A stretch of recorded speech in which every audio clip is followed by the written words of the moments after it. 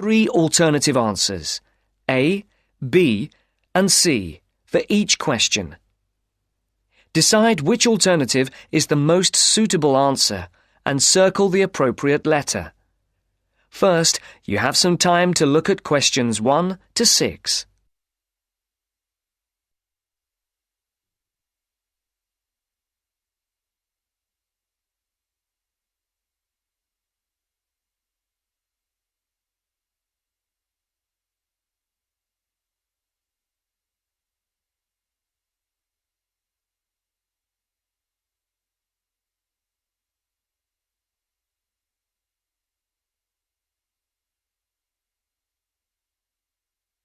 Now the test will begin. Remember, you will hear the recording only once, so answer the questions as you listen.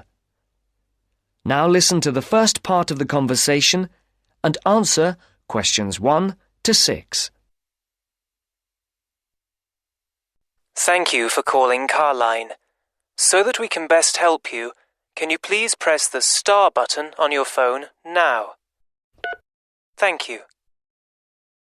Now choose one of the following 4 options by pressing the buttons on your telephone. Press 1 if you would like to make a car reservation. Press 2 if you would like to talk to someone about a car reservation. Press 3 if you would... Please hold while we put you through to one of our assistants.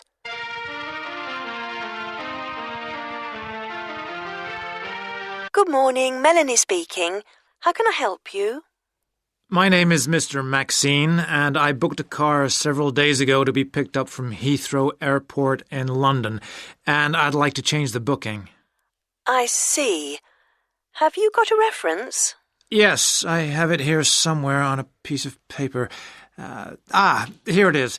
It's A for Alpha, C for Charlie, F for Foxtrot, Y for... Yeah. Yes. The number 15, 15, A for Alpha, and G for Go. Let's see. Can I just check that? ASFY15AG. Yes. Mr. John Maxine. Yes, that's it. Okay, so how can I help you? I booked a car for 3 days from this Friday at 6 p.m. to Monday at 6 p.m. Yes, a manual. I'd like to change it for a larger car and an automatic rather than a manual. And I'd also like to book it for 5 rather than 3 days. Okay, let's have a look. We have an estate which is automatic. Yes, that would be perfect. There is a difference in price, though. For the extra 2 days? Yes, but also for the size of the car. The estate is £15 more expensive per day than the saloon car you have already booked. Okay, and how much extra is it altogether then?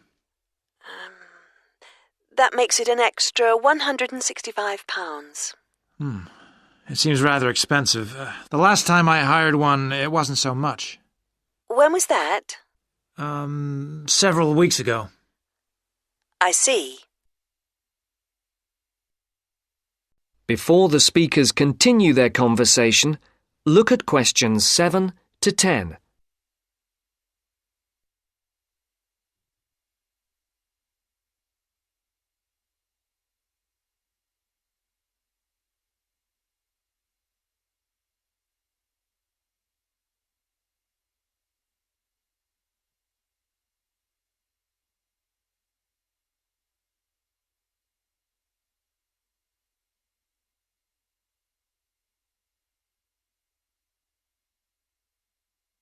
As you listen to the rest of the dialogue, complete the numbered spaces 7 to 10.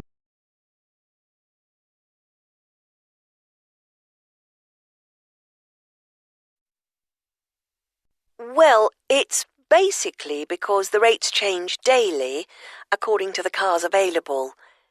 The estate is the last automatic we have for hire for that period. We have a manual estate which is cheaper, if that would help. No, it has to be an automatic. OK. Shall I debit your card for the extra £165? Is it possible for me to pay the extra in cash when I pick up the car at the airport? I'm afraid that isn't possible, as there are no facilities for handling cash at that time of the day. That seems odd. It's because the money can't be banked in the evening, and for security reasons, no cash is held on the premises. Okay, you can debit my card. You'll have to give the number to me again. Isn't it logged on the screen? For security reasons, it doesn't come up on the screen when we look at the booking. Any changes, and it has to be entered again. I see. It's 3-4-4-5-9-9-1. 3-4-4-5-9-9-1. 4425 4425 7750. 7750. OK, that has now been authorised. Shall we send the receipt to your Park Vale address? Yes, number 40. Is there anything else I can help you with, Mr. Maxine? No, nothing else, thank you. Have a nice trip. Thank you. Goodbye. That is the end of part 1. You now have half a minute to check your answers.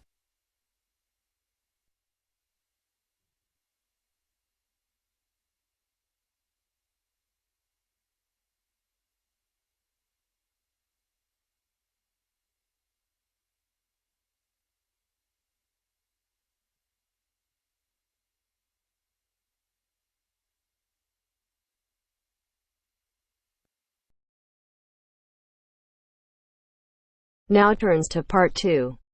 Part 2. You are going to hear an orientation talk. First, you have some time to look at questions 11 to 15.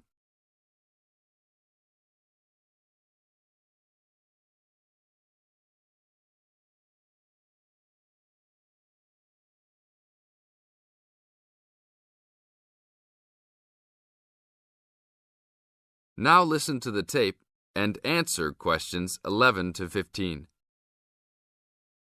Welcome to Orientation Week. Today I am here with the captain of our school's women's gymnastics team. Her name is Elizabeth Rain, and she is a fourth-year student. I hope you can all see her as an example of a responsible student and athlete, a role model for everyone. Hi, Elizabeth. Thank you for stopping by our Orientation Week. Thank you for having me. Welcome to our university, everyone. If there are any of you thinking about joining our school's athletic program, I would strongly encourage you to do it. Being a part of the gymnastics team has been one of my best experiences during my time at this school. It has taught me so much about teamwork and friendship, and has even taught me how to improve my academics by prioritizing my time. I have some questions that I am sure the students will want to know the answers to as well. First of all, how did you find the time to do well in classes as well as train for gymnastics? Prioritizing is the key. You must be very organized. Every day I wake up and I know what I must do for the day. I plan things in order of importance. For example, if today I have a competition for gymnastics in the afternoon, then I know I have to finish my homework and studying in the morning. In other words, keeping an organized schedule of your priorities is very important. Can you explain to the students a little bit about your study habits? Well, I usually try to take classes that I'm interested in. This way, I have no excuse not to study because I chose the classes out of my own preference. I separate my study time by class. For example, if I have 5 classes for this semester, I will study for 1 class a day from Monday through Friday, and then review for all of them on the weekend. I won't try and study for all 5 of my classes at one time. It is too hard to do that, to remember everything and not feel like you are going crazy. It is very important to focus the time that you set aside for studying. I do not study with the television on. I try to keep away from all distractions, because I find that I learn better that way. But of course, how each individual will study depends on each person. Now look at questions 16 to 20.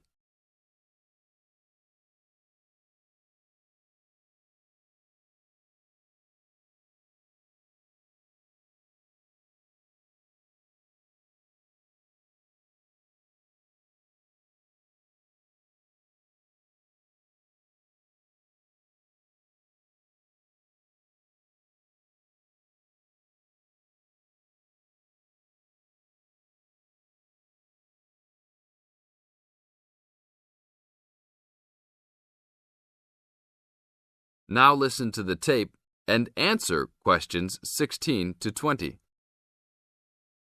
That sounds like good advice. Let's talk a little bit about your gymnastics career. How long have you been doing this sport for, and what has been the best moment of your college participation? Well, I've been participating in gymnastics since I was a kid. My parents got me involved in the sport. The best moment. I would have to say that there is not one single instance that stands out in my mind as the best moment, but more of a whole experience.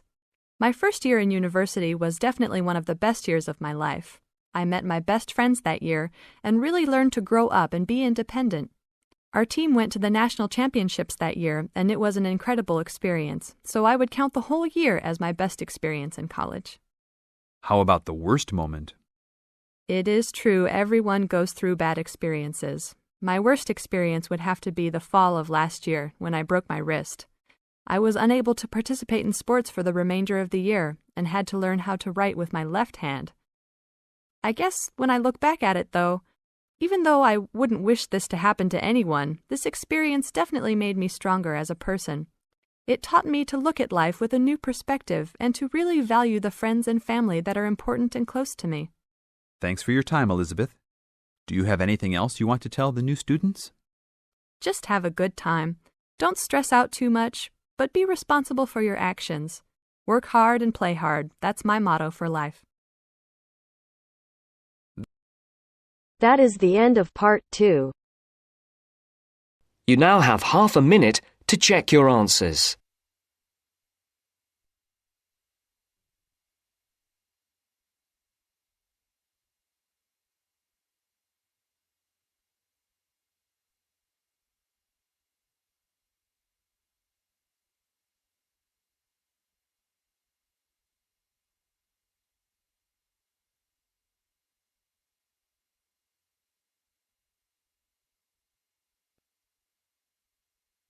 Now turns to part 3.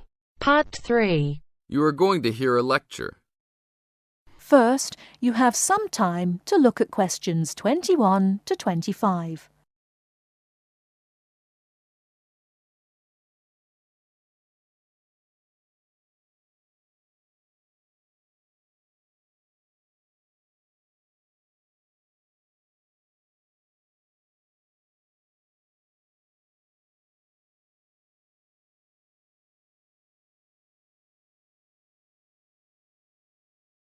Now, listen carefully and answer questions 21 to 25. I'd like to introduce Rebecca Bramwell, an artist and illustrator who has come along today to talk to you all about getting your first job or commission as an artist. Over to you, Rebecca. Thank you for inviting me. I remember when I graduated back in 1983, I was very excited about getting my first commission. My degree was in fine art, and I'd worked long and hard to get it. I was an enthusiastic student, and I never found it difficult to find the incentive to paint. I think as a student... Now turn to Section 4. Section 4. You will hear a lecture about staying healthy in university. First, you have some time to look at questions 33 to 40. London being settled by the Romans explains their lust for blood. By about AD 200, the administration of Britain was divided in two. York became the capital of Britannia Inferior and London of Britannia Superior. Around the same time, the city also acquired its famous walls, probably about 20 foot high. Why did they build such high walls? It was a protective measure which may have been due to civil war, initiated when Governor Claudius Albinus tried to claim the imperial crown in Rome. Was paganism still predominant then? Yes, but Christianity appears to have reached the province at an early date, and only a year after the religion became officially tolerated in the empire, London had its own bishop, Restitutus, who is known to have attended the Imperial Council of Arles. You really delve deep. I think you'll do well on your tutorial paper. Good luck, David. Thanks.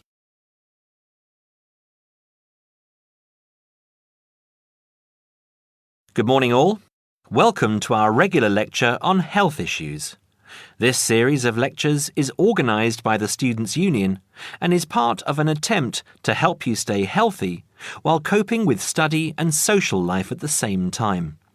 It's a great pleasure to welcome back Ms. Mary Kirk, who is a professional health advisor and physical education officer. Thank you, Peter, for the introduction. It's a pleasure to be back. Today we're going to discuss the benefits of exercise. University life is hectic and stressful. It also involves a lot of sedentary work, that is, sitting for many hours at a time. What I'd like to focus on is how to approach exercise, not only from the aspect of health benefits, but also as a form of stress relief. I know it's hard to organise your time around studies and socialising, but you can socialise while exercising. If you have an hour free in the morning, afternoon or evening, it would be a good idea to get together with your friends and create a sports team. Before you hear the rest of the talk, you have some time to look at questions 26 to 30.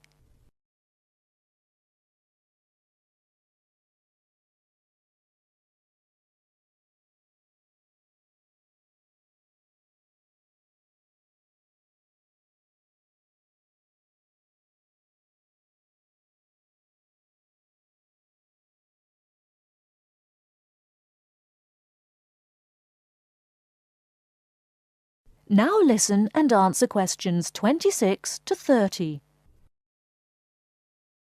The grounds of the university are ample enough to support every student's need to become active. There are also readily available facilities at your disposal, such as a football field, tennis and badminton courts. There's also a swimming centre, and within that building is a gymnasium, with a variety of programs such as aerobics and weight training. If the idea of attending one of these facilities seems daunting, then you can walk along the river. Oh, and that reminds me, the university also offers rowing. If there is a sport that you're interested in that's not on offer, you can approach either your student union representative or speak with Sports Administration Manager, Mr. Lawrence Cavendish. Now, I want to talk about why exercise is beneficial, physically and emotionally. The obvious results are physical. You can keep fit by using muscles that ordinarily don't get used in the classroom. The health benefits are astronomical. You'll live longer, be happier, and look good. By building muscle, you strengthen your bones, a definite advantage for women in their later stages of life, as women are prone to osteoporosis. It also strengthens your heart. Yes, don't forget your heart is a muscle, and the more exercise you do and the harder you work, the more blood is pumped from your heart to your brain. Now this brings me to the psychological advantages of exercise. When we are active, endorphins are released into our brain. An endorphin is a chemical that is released when your heart rate is pumping beyond its normal capacity. It's the same as adrenaline. You can actually feel when endorphins kick in. You feel a rush, almost a high. The benefits of this are numerous. Your brain works at peak capacity for a longer period of time. Your awareness is maximised, and the fatigue you usually feel at 4 o'clock in the afternoon will be non-existent. In one word, exercise makes you sharp. Now, I'm not saying that you should overdo exercise, because too much of anything can be dangerous. But if you think about your daily routine, you spend about 6 hours a day in lectures and another 2 or more hours studying. That's a long time to be sitting. And that is a long time for your body not to be moving around. So try and find at least 1 hour a day to get some exercise. If you can't fit in 1 hour a day, try 1 hour every second day or half an hour a day. You will see rewards instantly. You'll feel great and look great. This I can promise you. That is the end of part 3. You now have half a minute to check your answers.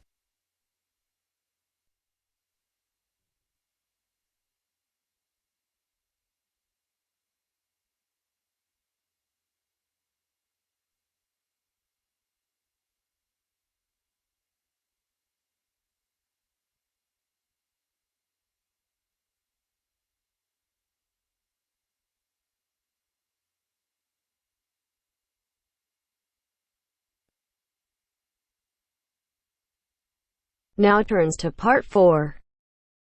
Part 4. You are going to hear a lecture on fishing. First, look at questions 31 to 36.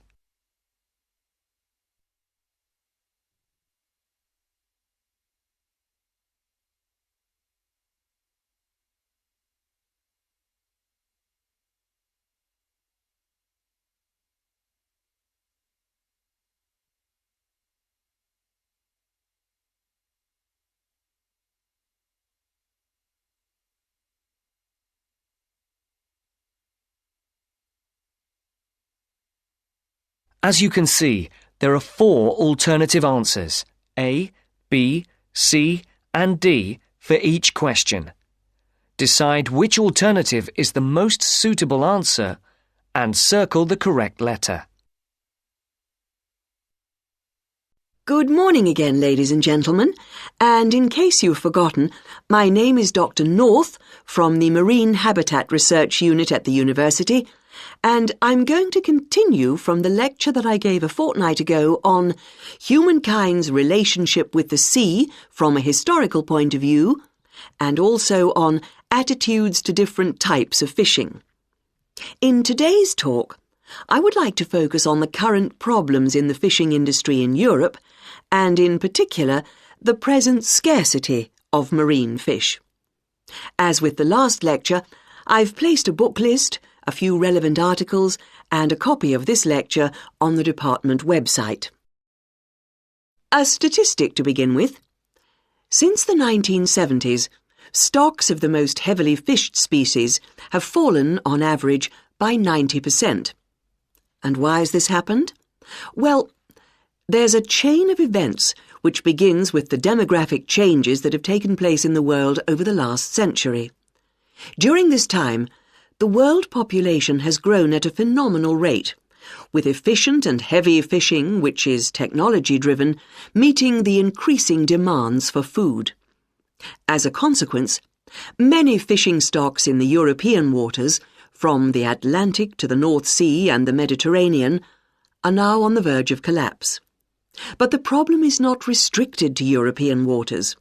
It's a situation that's all too clear all around the world. Fish stocks in the Pacific Ocean, for example, are now on the verge of collapse due to a combination of overfishing and natural changes in ocean ecology. And there's another reason behind the increased demand for fish, and that is the changes in the eating patterns of different countries. Certain countries have a long tradition of fishing, for example, the southern European countries, but eating patterns have changed in countries like the United Kingdom, where fish was once considered as food for the poor rather than the rich. People have been turning to fish as a cheap and healthy alternative to meat, driving up demand and depleting stocks. Food scares like BSE and foot and mouth disease have also driven people away from eating meat, which again is invariably replaced by fish. Before the speaker continues, look at questions 37 to 40.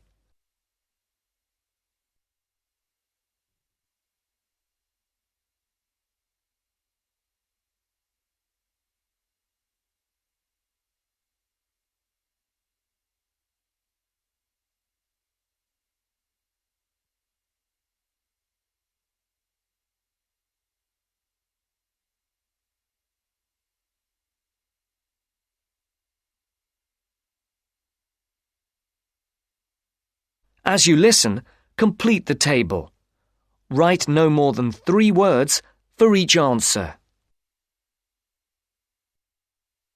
Another important reason is that a sizable proportion of the catch from modern trawlers or fishing boats is thrown away. Nets quite often land fish that are not wanted and which are thrown back into the sea dead. Discarded nets and other traps are responsible for the deaths of many fish. Our seas, like the rest of our environment, are littered with rubbish, which also destroys lots of fish. And fish are also being changed by the chemicals dumped into the oceans, as well as by overfishing, so the size of certain species is decreasing. More then have to be fished to produce a decent catch. And the solution?